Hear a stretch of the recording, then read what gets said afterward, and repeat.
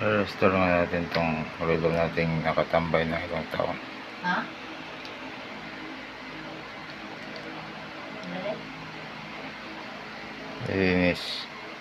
Lilinisin natin, babad natin sa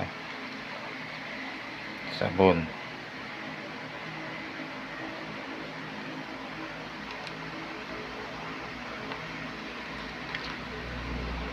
Wala na, brand out na.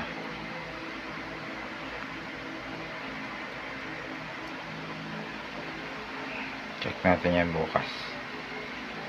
Tomorrow, bye-bye. Ayan, kita nyo guys, umandar na yung yung relo na ating binabad at restore. Hindi ko na napakita yung pag-restore, paglagay ng battery guys. Kalimutan ko mag-video. Ayan, may umandar na rin. Sila, ito yung diferensya kasi yun, yung strap nya kahit nasira na, nababad kasi sa ulan, nababad sa ulan.